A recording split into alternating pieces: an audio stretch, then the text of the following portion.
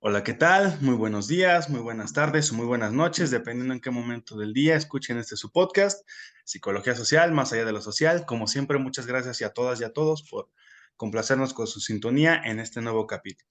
Y como siempre, estoy acompañado de mi buen amigo, colega Miguel Ángel Pérez García. ¿Qué tal, Miguel? ¿Cómo te va? ¿Qué tal, Atahualpa? Buenos días y buenos días, tardes, noches a todos, dependiendo a la hora en que nos vean. Y como pueden ver, hoy tenemos una gran invitada que Atahualpa nos va a presentar. Así es, justamente estamos con la doctora Angélica Bautista López. Ella es profesora investigadora de la Universidad Autónoma Metropolitana, plantel Iztapalapa, y es profesora de tiempo completo. Y pues estamos más que congratulados de estar con la doctora Angélica Bautista. Doctora, muchísimas gracias por aceptar esta invitación. Muchas gracias a Atahualpa, muchas gracias Miguel Ángel. Pues muy complacida de ver estos proyectos que inician y que tratan de mantener nuestros alumnos. Ojalá dure mucho su proyecto. Les deseo mucha suerte y estoy a sus órdenes. Muchísimas Pues gracias, profesora. gracias. Y pues, como dijimos, ¿no? De lleno a lo que vamos, en este nuevo podcast vamos a hablar, como la doctora nos solicitó, sobre comunicación social. Así que, doctora, nos gustaría que, asimismo, para la gente que no conoce, que no tiene un conocimiento desarrollado en psicología social, perdón, nos gustaría que si nos puede conceptualizar dos cuestiones. Para usted, ¿qué es psicología social y qué es la comunicación social? Por favor.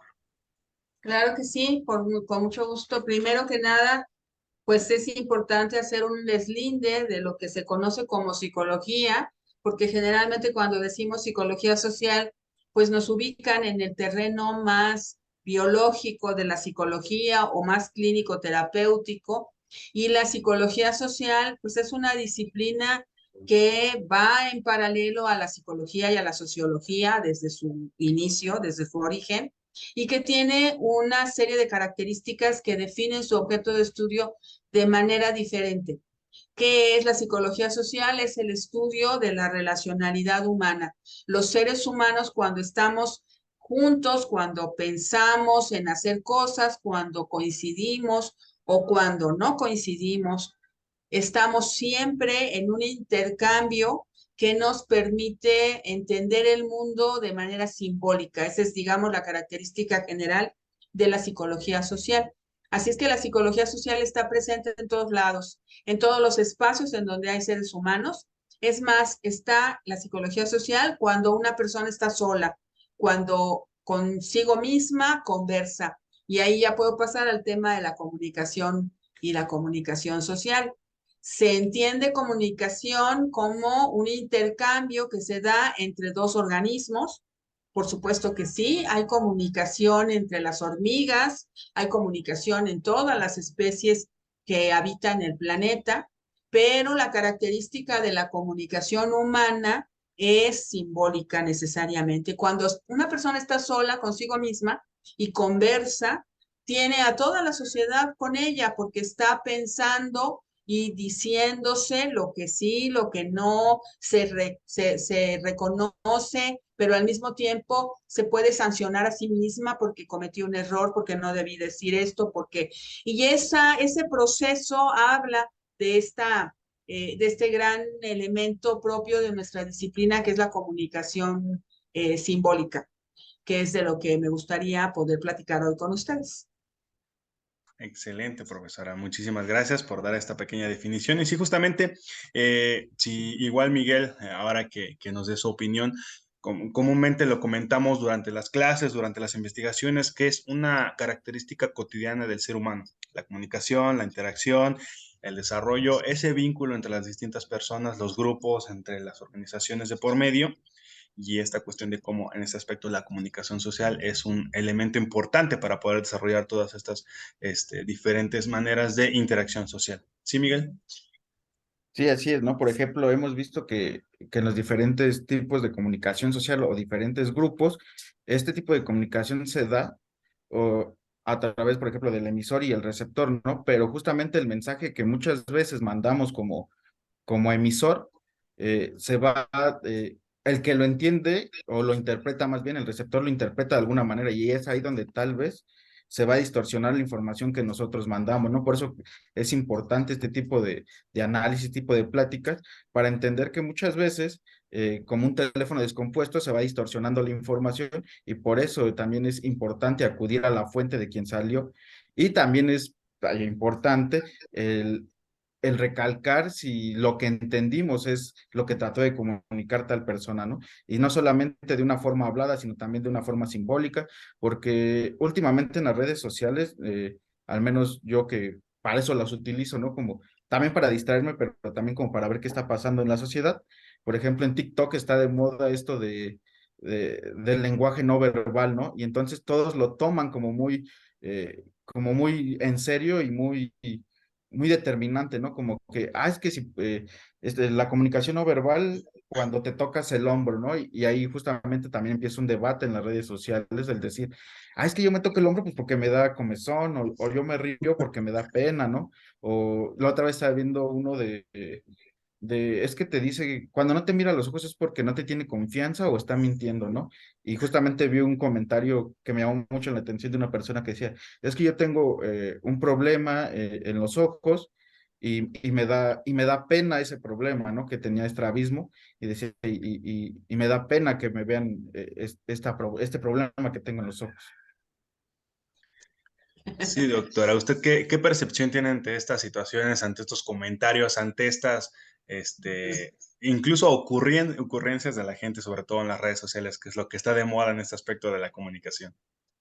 Sí, bueno, la comunicación implica el uso del lenguaje, pero no solo, o habría que hacer una precisión, el lenguaje incluye lo que hablamos, la parte verbal, ¿verdad? De la lengua, incluye una serie de símbolos y de expresiones y de gestos que hacemos las personas al hablar, pero también incluye un mundo simbólico de lo que queremos decir y no decimos.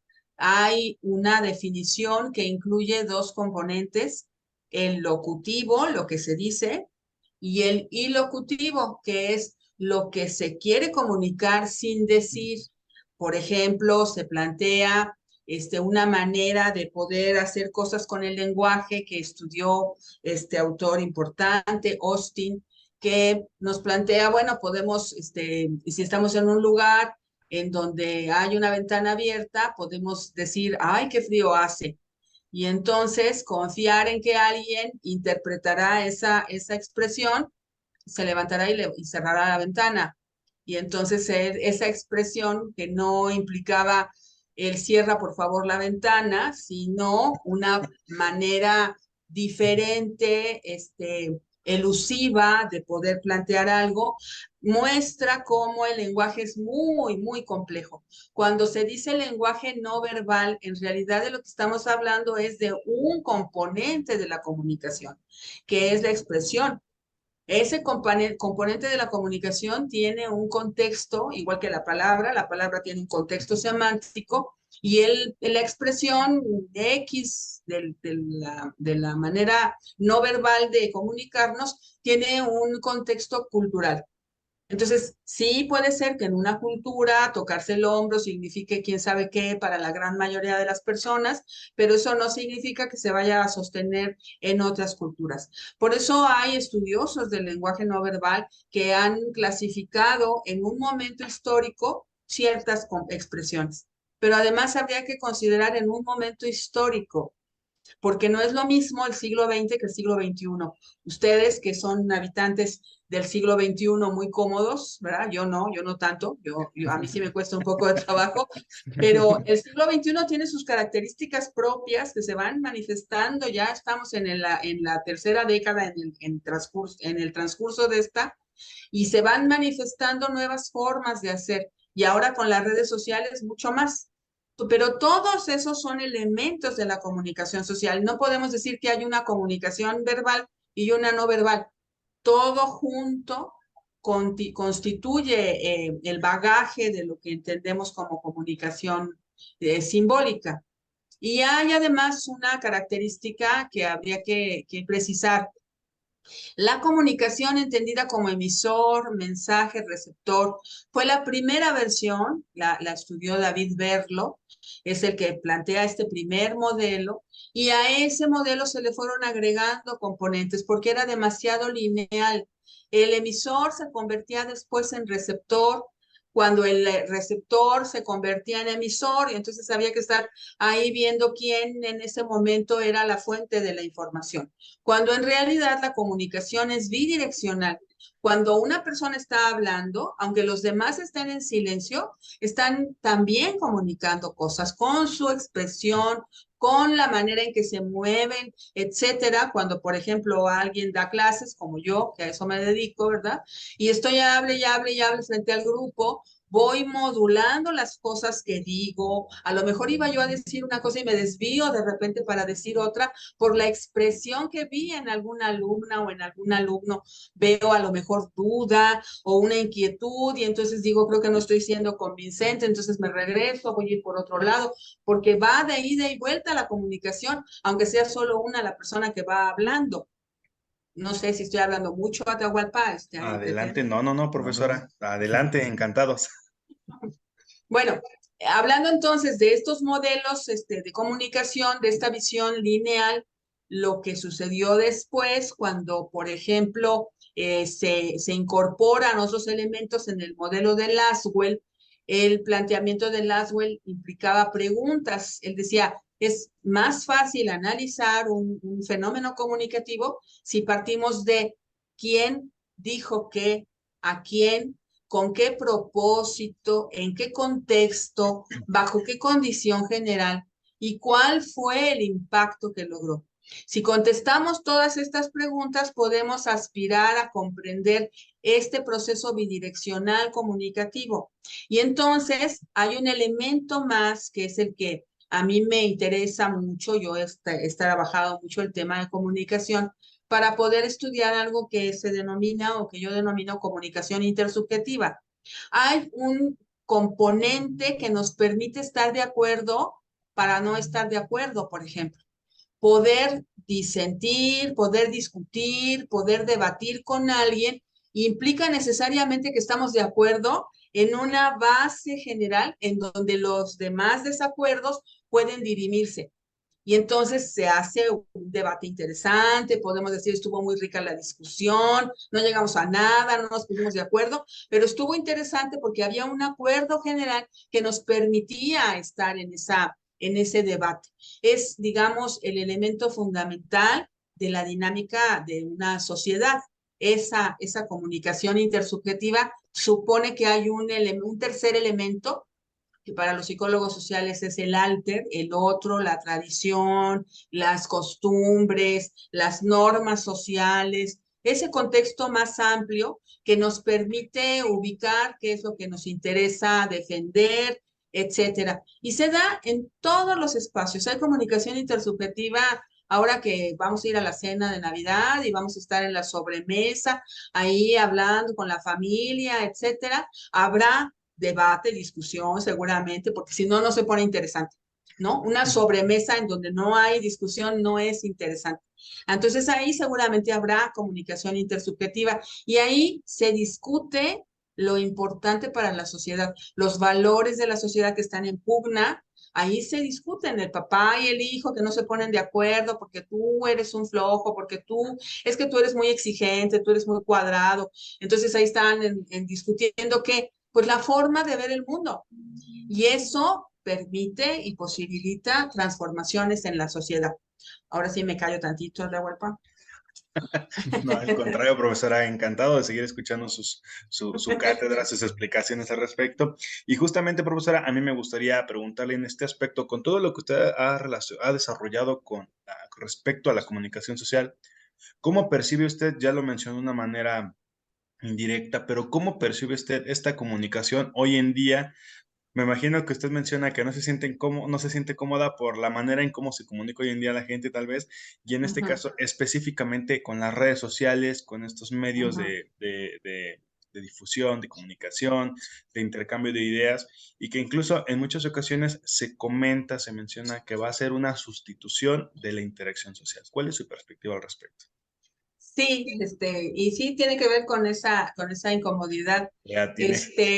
Sí, primero porque hay en la actualidad o en la juventud una historia más corta, ¿no? Esta idea de estamos en el año 2022, vamos al 2023, así es que la historia tiene 23 años de que inició el siglo y el milenio, ¿no? Entonces, la historia es larga, es de larga data.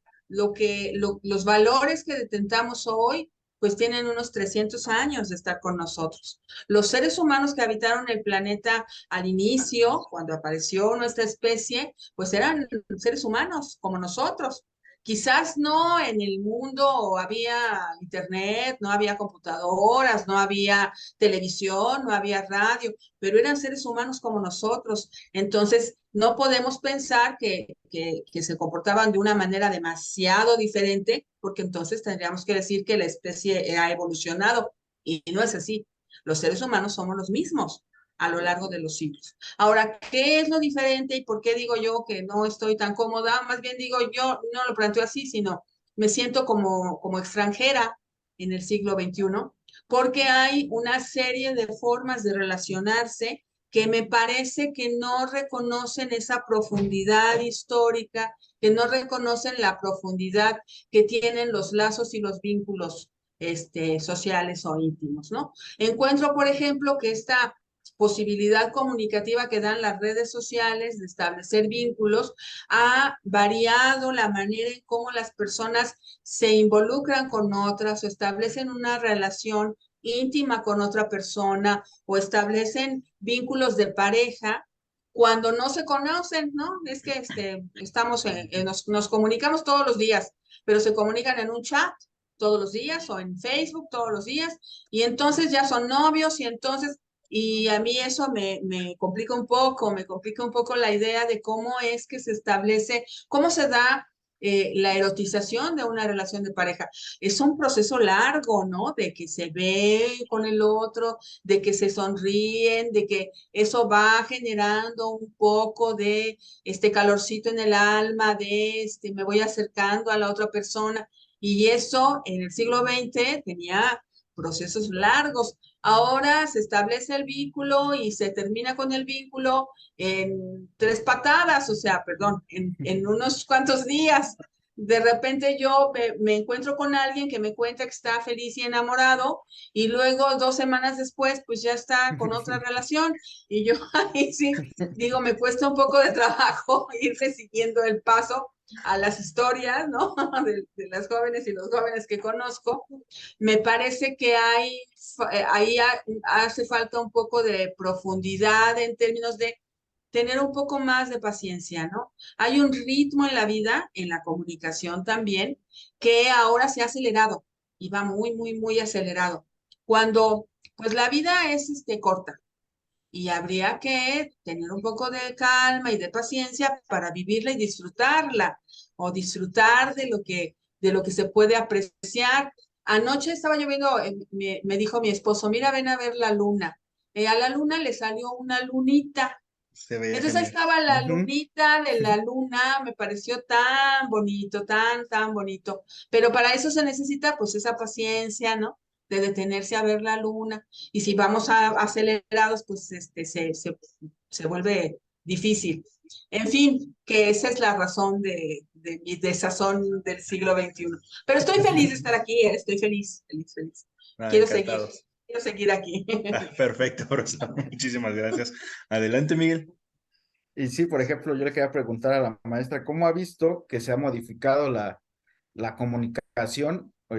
Porque digamos que antes los medios de comunicación eran quienes aseguraban o garantizaban y perpetuaban una forma de creencias o de estilos de vida, ¿no? Antes la televisión y el radio, como que te guiaban, no solamente ellos ponían el camino y era como simplemente lo que tú veías, ¿no? Era como lo que debías de seguir.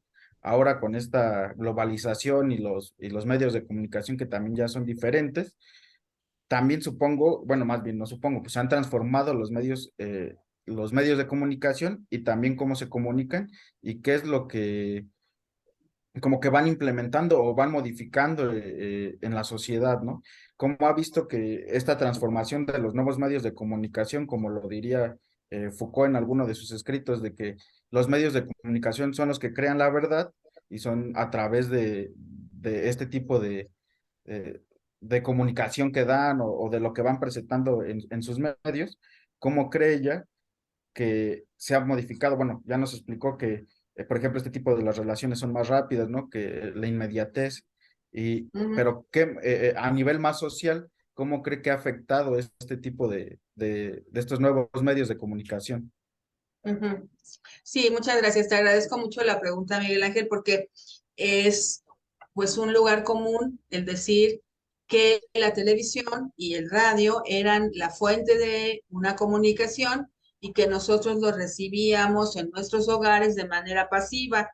Entonces, si querían que nosotros hiciéramos algo, pues nos lo decían en los medios, todos veíamos más o menos los mismos programas, y hablando de hace unos 40 años, en donde había pocas opciones televisivas, ¿no? O veíamos una televisora o veíamos la otra y nada más, no había más opciones, pero ni en ese momento se puede hablar de que había una unidireccionalidad y que nosotros pasivamente recibíamos.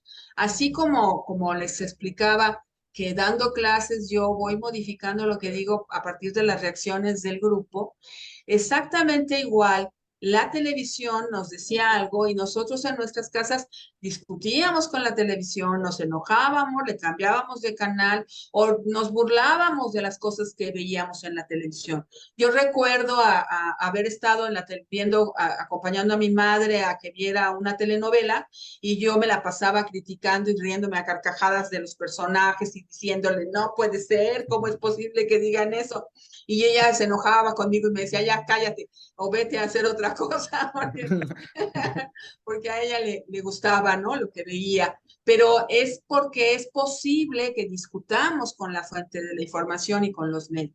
Lo mismo sucede hoy, nada más que ahora tenemos muchas opciones. No es tan fácil ubicar esto porque hay mucha profusión de posibilidades, pero siempre que algo nos gusta, siempre que algo es relevante en términos de que nos impelen, nos llama la atención porque habla de lo que valoramos, habla de cosas que nos importan, se concentra la atención.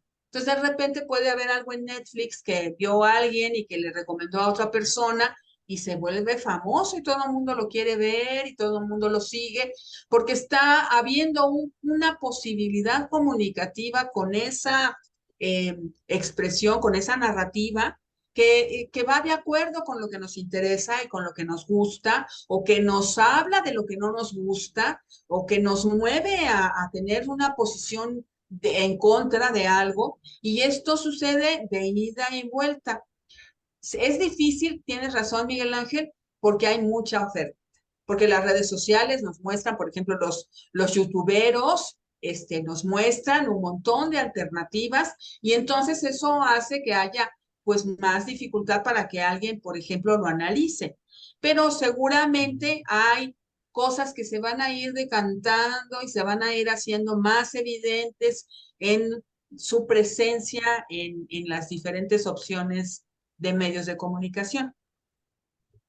Excelente, profesora. Pues no, como usted dice, nosotros encantados de que siga ahí. Y en esta cuestión, profesora, si me permite un tema un tanto delicado, la cuestión de la manipulación de las masas, la manipulación mediática en este caso, si Ajá, me ajá, permite, hemos hablado en otras ocasiones acerca de la cuestión política, ¿no? ajá. Entonces, en esta misma situación, ¿cómo percibe usted esta utilización de los medios masivos, de los medios de comunicación, de esta misma comunicación social? Como manipulación mediática, como manipulación de las masas, y justamente como usted mencionaba con el ejemplo de Netflix, cómo estos elementos visuales, cómo este tipo de comunicaciones interfiere para que uno vaya modificando esa perspectiva, esa postura, esa ideología política, religiosa, entre muchas otras que hoy en día siguen siendo, por lo menos aquí en México, un tanto complejas, un tanto controversiales de adentrarse en ellas. ¿Usted cómo percibe esta situación de por medio?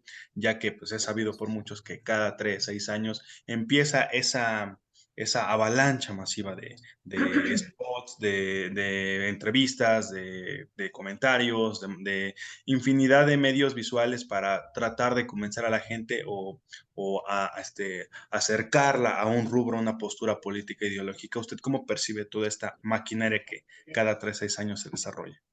Sí, hay una idea falsa de que las personas estamos sin posición y que podemos recibir una información y entonces vamos a variar nuestra idea hacia eso. Y si llega otra idea, otro argumento, vamos a volver a variar y andamos ahí como veletas dando vueltas. Es una idea falsa porque nosotros tenemos una posición, tenemos una manera de valorar el mundo que nos va a llevar a preferir una información sobre otra. No somos tábulas rasas, no somos sujetos pasivos y que reactivamente reaccionemos a lo que nos dice la fuente de información. Además, seleccionamos las fuentes de información. O sea, yo acostumbro, y me pongo como ejemplo, ¿verdad? Yo acostumbro traer mi radio en el coche, cambiando de estación y de estación. Todo el tiempo estoy cambiando y le pongo el scan para que vaya cambiando.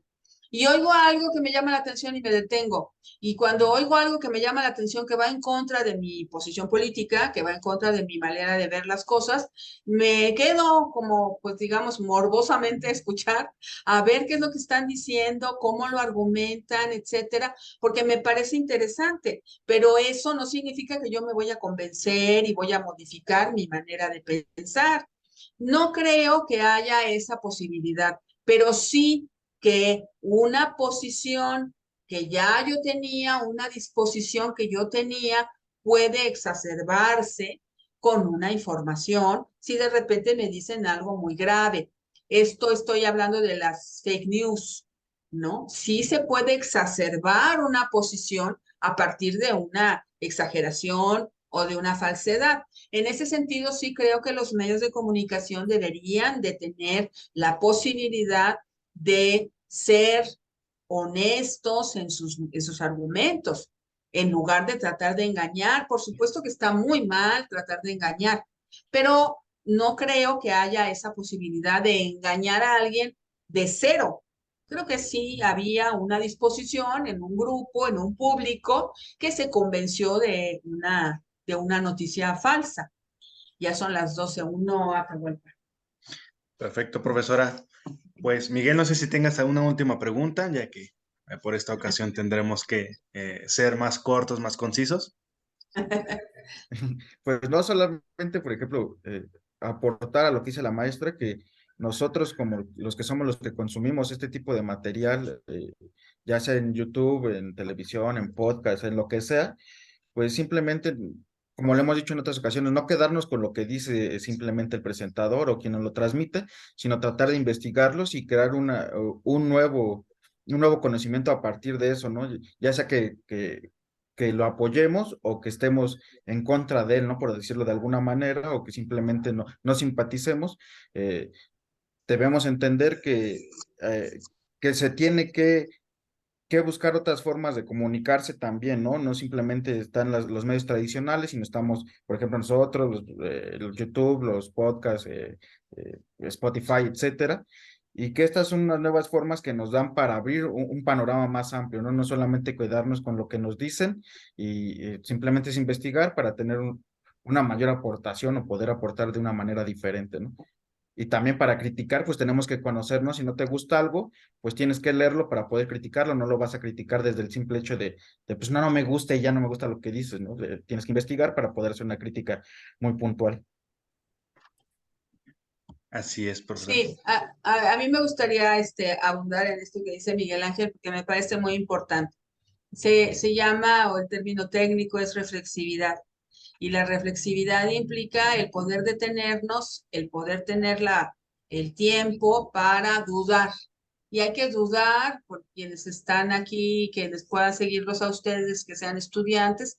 Hay que dudar de los autores que leemos, Hay que dudar de los profesores que nos dan clases, hay que dudar de los argumentos que exponen nuestros compañeros y compañeras en clase, hay que dudar de nosotros mismos, hay que dudar de lo que defendemos, porque eso abre la posibilidad de reflexionar críticamente sobre eso que estamos a lo mejor diciendo por decir, y eso siempre enriquece, siempre abre la posibilidad a nuevas ideas. Y de eso se trata, ¿no? En la universidad, de eso se trata, ¿no? De ir siempre en una mayor posibilidad de generar conocimiento y de generar conocimiento con seriedad. Perdón, pero quería comentar eso. No, al contrario, muchísimas gracias, profesora. Esperemos que, como comentamos, la doctora es una persona muy, muy ocupada, así que tenemos que hacer este podcast por esta ocasión mucho más corto, pero si usted nos acepta la invitación en otro momento, profesora, para seguir desarrollando este y otros temas de gran interés en el ámbito de la psicología social.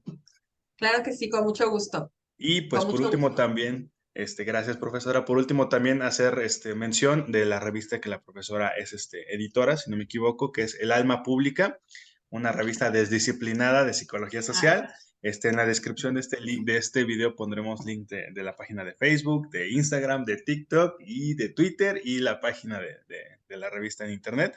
Para todos ajá. los que estén interesados en adentrarse en este maravilloso mundo de la psicología social, lo pueden hacer de la mejor manera con muchísimos autores de gran interés y de gran capacidad de aprendizaje y de reflexión sobre esta compleja sociedad y qué mejor manera de adentrarse en ella que por medio de la psicología social.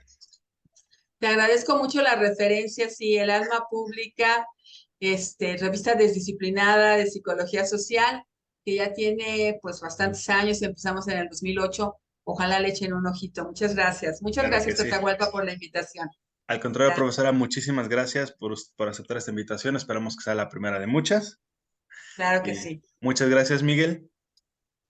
No, muchas gracias a la maestra y a ti, Atahualpa.